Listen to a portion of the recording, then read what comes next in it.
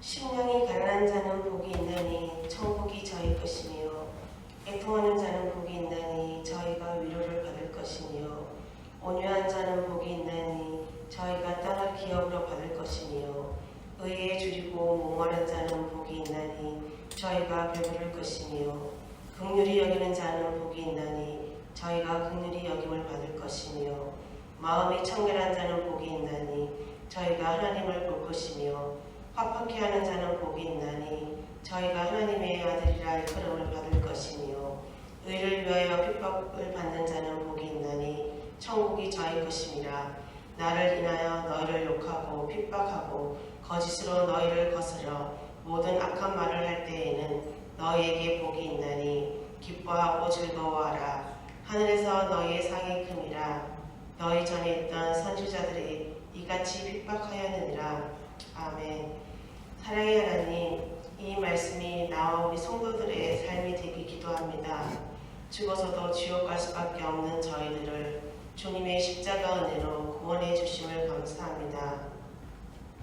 그러나 나와 우리 성도들의 삶을 볼 때 주님보다 세상을 더 사랑했음을 고백합니다. 주여 용서하시고 긍휼을 베풀어 주사 다시는 주님보다 세상을 사랑하지 않게 하소서.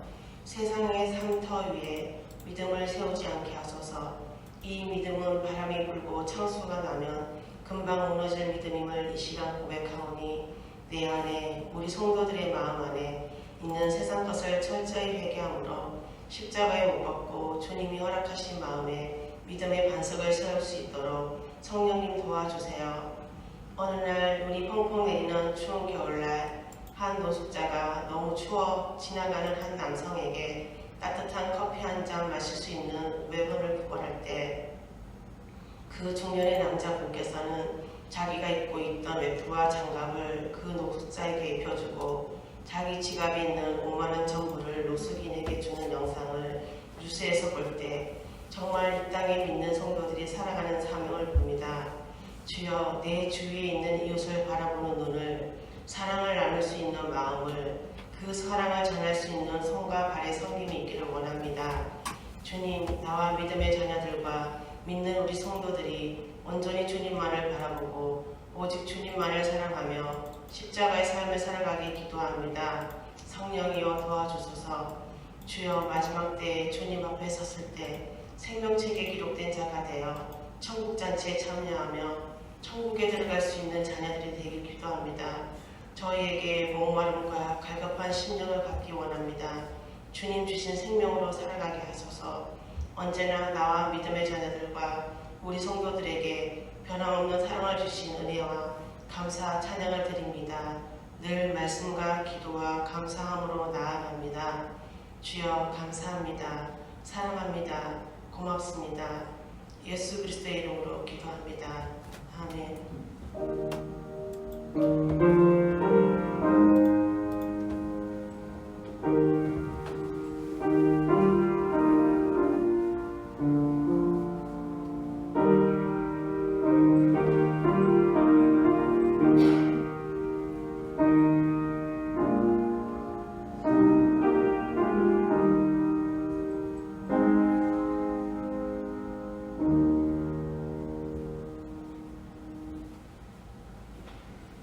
오늘 우리에게 주시는 하나님의 말씀은 느헤미야 3장 15절에서 27절까지입니다. 구약성경 729쪽입니다. 셈모는 미스바 지방을 다스리는 고로세의 아들 살룬이 중수하여 문을 세우고 덮었으며 문짝을 달고 자물쇠와 빗장을 갖추고 또 왕의 동산 근처 셀라 못가에 성벽을 중수하여 다윗성에서 내려오는 층계까지 이르렀고 그 다음은 벳술 지방 절반을 다스리는 아수국의 아들 느헤미야가 중수하여 다윗의 묘실과 마주대한 곳에 이르고 또 화서 만든 못을 지나 용사의 집까지 이르렀고 그 다음은 레위 사람 바니의 아들 루훔이 중수하였고 그 다음은 그일라 지방 절반을 다스리는 하사랴가 그 지방을 대표하여 중수하였고 그 다음은 그들의 형제들 가운데 그일라 지방 절반을 다스리는 헤나닷의 아들 바웨가 중수하였고 그 다음은 미스바를 다스리는 예수야의 아들 에셀이 한 부분을 중수하여 성 구위에 있는 군기고 맞은편까지 이르렀고 그 다음은 삽배의 아들 바룩이 한 부분을 힘써 중수하여 성 구위에서부터 대제사장 엘리야십의 징문에 이르렀고 그 다음은 학고스의 손자 우리야의 아들 무레못이 한 부분을 중수하여 엘리야십의 징문에서부터 엘리야십의 집 모퉁이에 이르렀고 그 다음은 평지에 사는 제사장들이 중수하였고 그 다음은 베냐민과 핫숲이 자기 집 맞은편 부분을 중수하였고 그 다음은 아냐야의 손자 마아세야의 아들 아사랴가 자기 집에서 가까운 부분을 중수하였고 그 다음은 헤나닷의 아들 빈누이가 한 부분을 중수하되 아사랴의 집에서부터 성 구비를 지나 성 모퉁이에 이르렀고 우세의 아들 발랄은 성 구비 맞은편과 왕의 윗궁에서 내민 망대 맞은편 곧 시위청에서 가까운 부분을 중수하였고 그 다음은 바로스의 아들 부다야가 중수하였고 그때에 유디님 사람은 오벨에 거주하여 동쪽 수문과 마주대한 곳에서부터 내민 망대까지 이르렀느니라. 그 다음은 드부아 사람들이 한 부분을 중수하여 내민 큰 망대와 마주대한 곳에서부터 오벨 성벽까지 이르렀느니라. 이는 살아계신 하나님의 말씀입니다. 이 시간 목사님께서 소명이라는 제목으로 말씀을 나누실 때 큰 은혜가 있기를 축복합니다.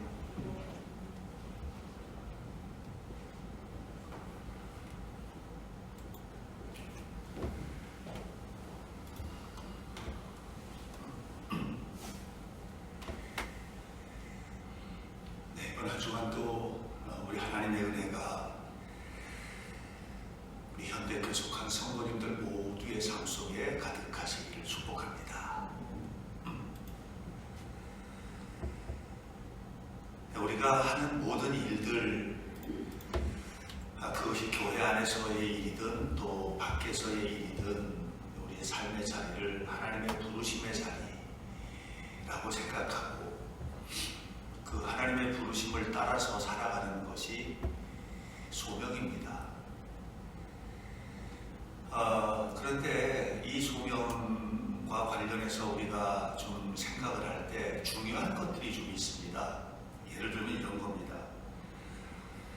내가 어떤 일을 할 때 이 일을 할 능력이 있는가? 이게 재능입니다. 재능은 우리에게 매우 중요하지요. 예를 들어서 오늘도 여전히 우리 진미경 권사님께서 새벽 피아노 반주를 해주셨는데 저는 못하거든요. 왜냐하면 재능이 없어요. 이 재능은 할 수 있는 능력의 문제입니다. 그렇다면 이 일을 나는 할 수 있는 능력이 있는데 이 일을 가지고 하나님의 거룩한 성전에서 예배를 위하여 부름을 받았는가 라고 하는 것은 이 소명의 문제입니다. 아무나 이 일을 하는 게 아니라 저 일을 하나님이 나에게 맡기셨어 라고 하는 이 소명을 가지고 있는 사람들이 그 일을 하는 거거든요. 그런데 이렇게 부름받은 사람들이 부름을 받는 일들, 여기서 끝나지 않고 그 자리에 앉아서 그 일을 지속적으로 감당하는 것, 이걸 사명이라고 합니다. 그러니까 재능이 소명으로 이어지고 소명이 사명으로 이어지고, 이 과정에서 하나님이 하실 일을 나를 통해서 행하는 것, 이게 이제 그리스도인들의 삶의 태도인데, 이런 일들은 비단 교회 안에서뿐만 아니라 교회 밖에서도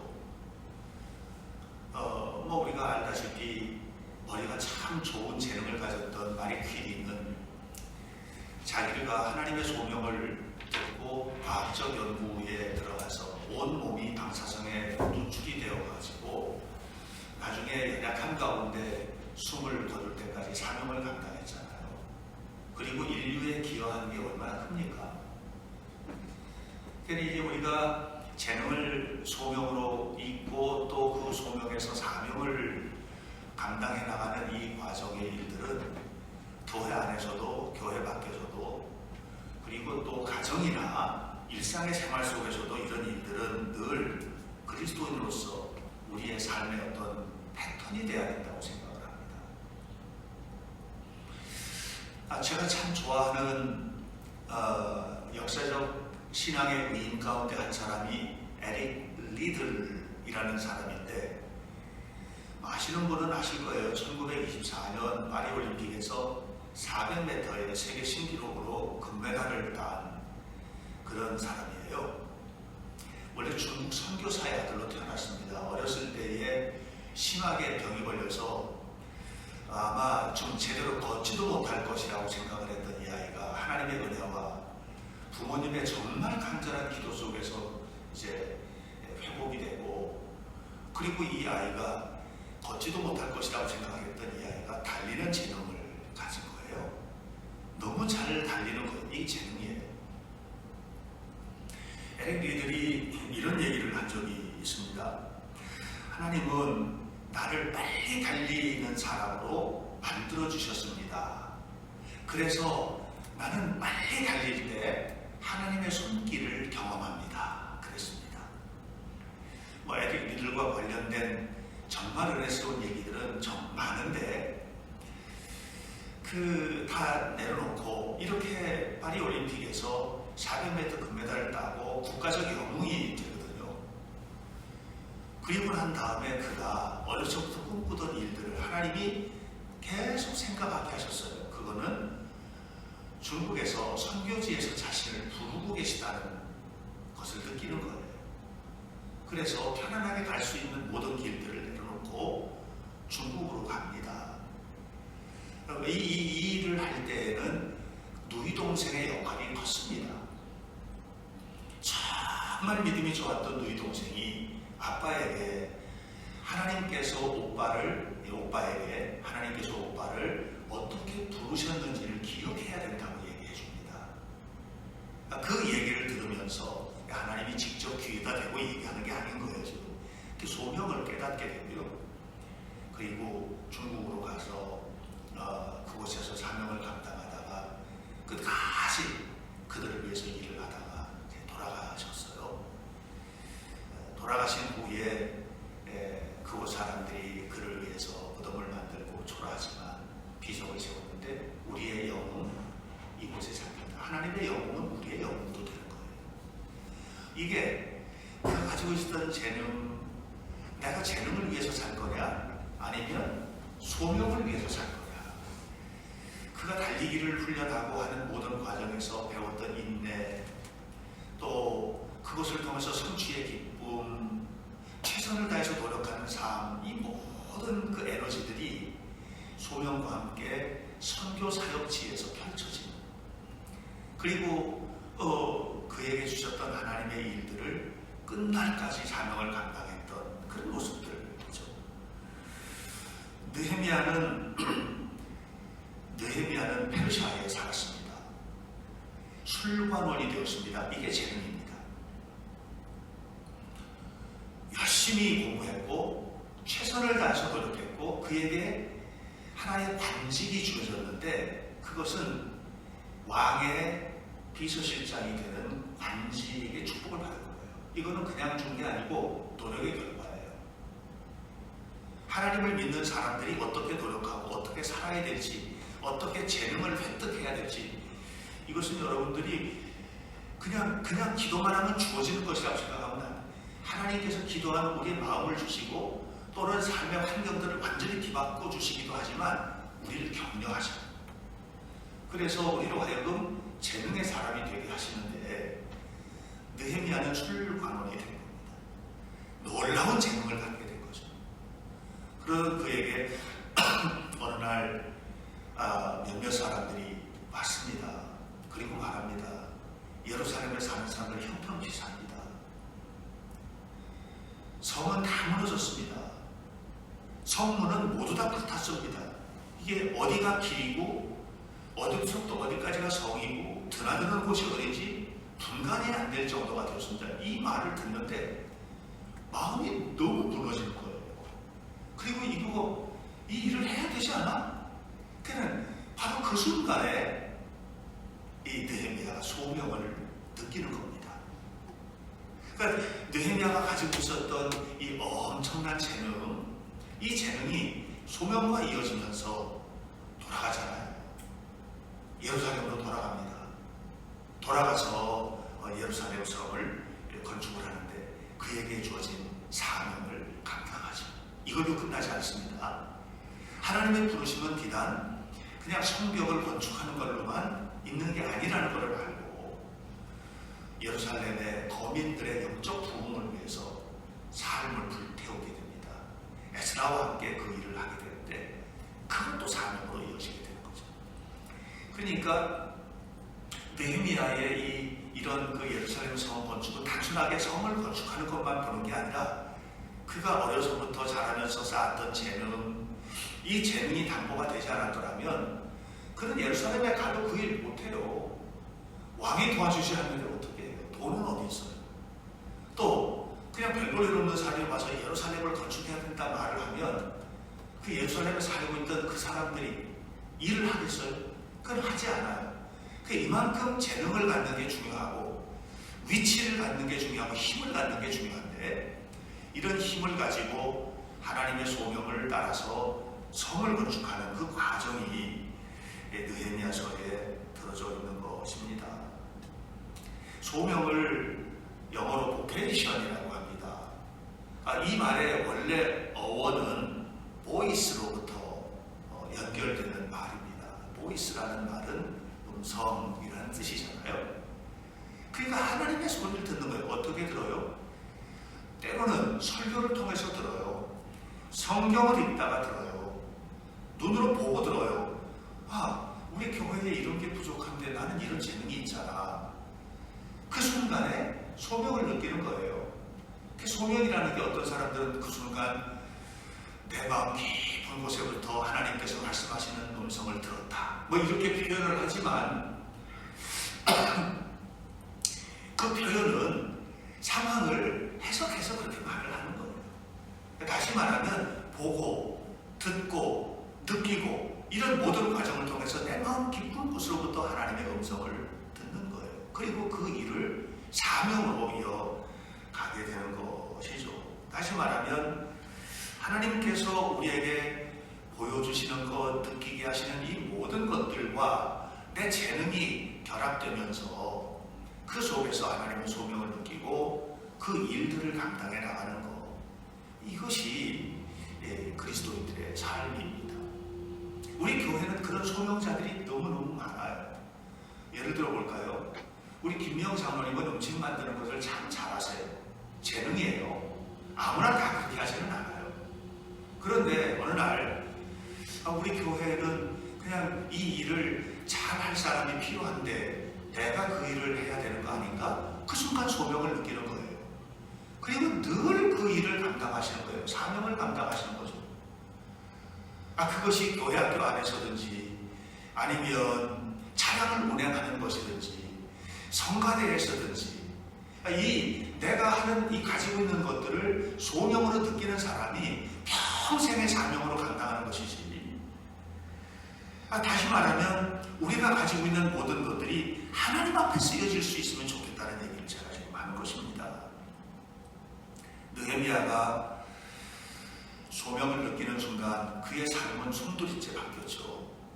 인간적으로 말하면 하늘에 있다 땅으로 곤두박질 친 겁니다.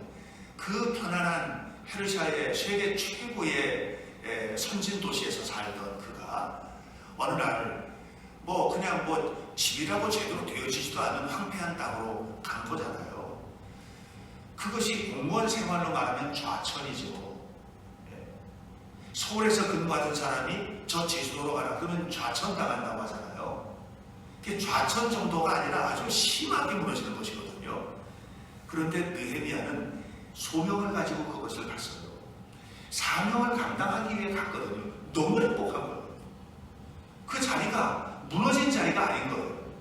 우리 성도들은 그렇게 살아야 돼요. 우리가 직장에서 직장 생활하다가도 어느 날 갑자기 저리 가 이렇게 해서 갔을 때 거기가 내 마음에 드는 자리가 아니야. 그러면 쫓겨나는 것 같은 느낌이 들 것 아닙니까? 그것을 쫓겨나는 것으로 느끼는 사람하고 그 속에서 하나님의 음성을 듣고 이 자리에서 하나님께서 나를 통해서 하시려는 일이 또 무엇일까를 생각하며 그 일을 감당하는 사람하고는 삶의 질감 자체가 달라요. 인생을 살아가는 퀄리티가 전혀 다를 수밖에 없는 겁니다. 느헤미야는 하나님께서 나를 왜 술과 돈을 되게 하셨을까? 나를 왜 수상궁에 살게 하셨을까? 나에게 어떻게 이렇게 큰 어떤 그 높은 지위와 권세를 주셨을까? 항상 기도하는 사람이었기 때문에 그런 부분들에 대한 어떤 하나님의 비친 자 이런 것들을 가지고 있었을 것 같아요. 그것이 사명으로 이어지게 된 것입니다. 1절 말씀을 보면 거기에 이런 얘기가 나오잖아요. 그때 대제사장 엘리야십이 그의 형제 제사장들과 함께 일어나 양문을 건축하고 다른 것들을 다 건축했다 이렇게 했어요. 대제사장 엘리야십 그리고 그의 형제 제사장 이게 직업이에요. 그들이 잘할 수 있는 이게 표현하면 재능이에요. 제사장으로서의 재능이에요. 근데 그것이 느헤미야의 얘기를 듣는 순간에 이건 함께 해야 되는 일이로구나 하고 소명을 느꼈어요. 그리고 뭘 했느냐 하면 양문을 건축했다고 했거든요.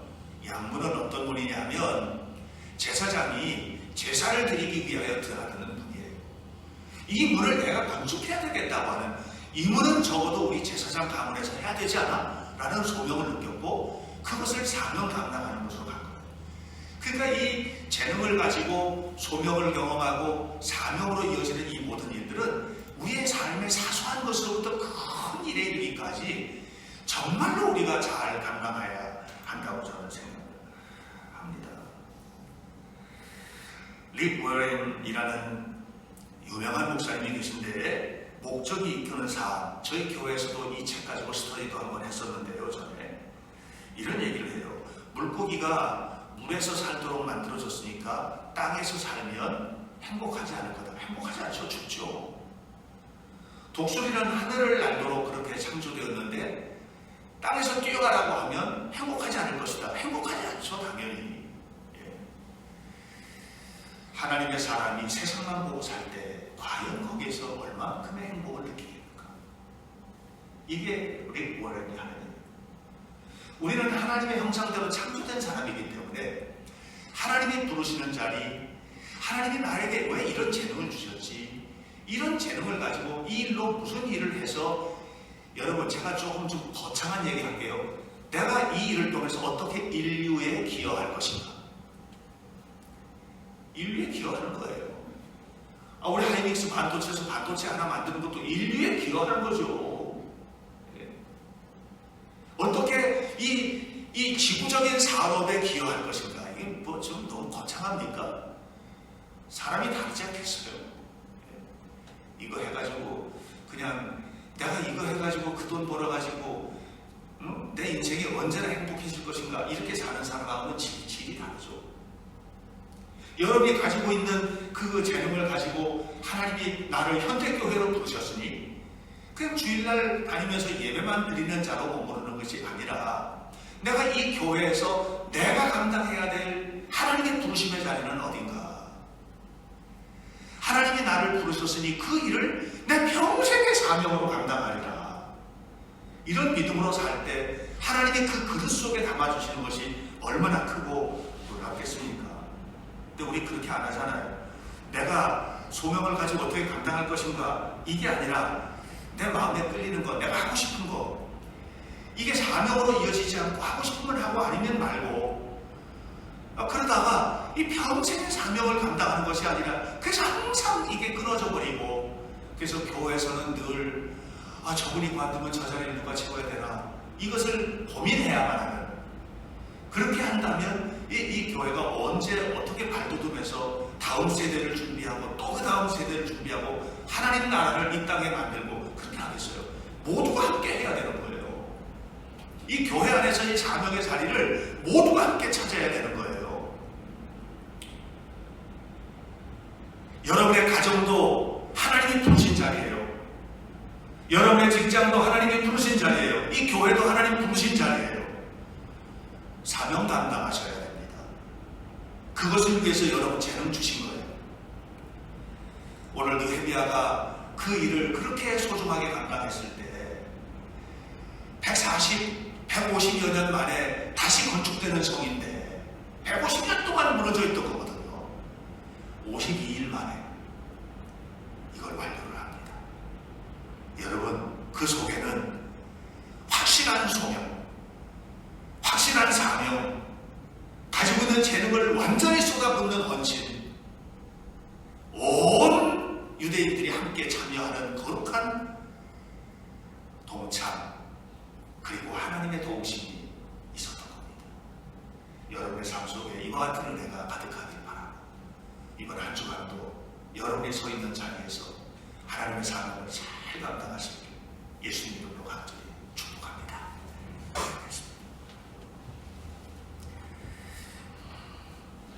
하나님 은혜를 감사합니다. 우리의 생명과 삶을 주장하시는 주님 앞에 우리의 모든 것을 맡겨 헌신하는 자녀가 되기를 원합니다. 느헤미야 3장에는 정말 많은 사람들이 나오는데 이 사람들이 모두 자기 재능을 따라 하나님의 부르신 자리에서 그 일을 최선을 다했습니다. 그 결과가 52일 만에 그 무너졌던 150년 동안 방치되었던 예루살렘 성벽이 다시금 수축되고 하나님께 영광을 돌려 봉헌하는 은혜의 역사가 나타나게 된 것입니다. 하나님, 우리 성도들 무너진 곳마다 일으켜 세우는 사명 감당하게 하옵소서. 무너져 있는 곳에서 하나님의 영광을 나타내는 자녀들이 되게 도와주옵소서.